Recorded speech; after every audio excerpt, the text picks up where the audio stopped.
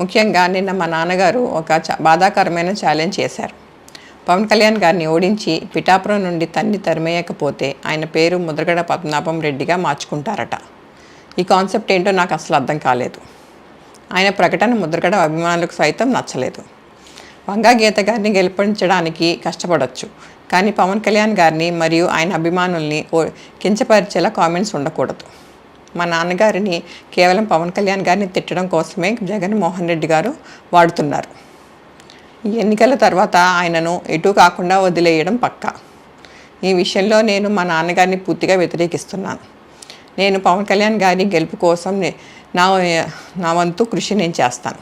జగన్మోహన్ రెడ్డి గారు నన్ను వాడుకుని వదిలేస్తారు, మేము పవన్ గారి పార్టీ జనసేన పార్టీ అని చెప్పేసి నా కూతురు చేత చిన్న వీడియో రిలీజ్ చేశారండి. అయ్యా నా కూతురు నా ప్రాపర్టీ కాదండి, పెళ్ళి అవనంత వరకు నా ప్రాపర్టీ, పెళ్ళి అయిన తర్వాత అత్తవారి ప్రాపర్టీ. అయ్యా కొడుకైతే సొంత పార్టీ అండి, తండ్రి ఆధ్వర్యంలో కొడుకు తప్పు చేస్తే తండ్రికి చెడ్డ.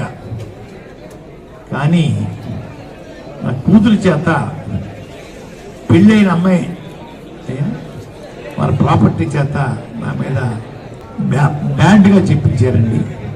ఎంత బ్యాడ్గా చెప్పినా జగన్ గారికి సేవకుడిగా ఉంటానో అందులో తిరగలేదు. ఎవరు బెదిరించినా కూడా బెదిరిపోను, పార్టీలో చేరాను. పక్క చూపు చూడటం నాకు చేత కాదు. కూతురు చేత, ఈగుడి కుటుంబం చేత తిట్టించిన కూడా లెక్క చేయను.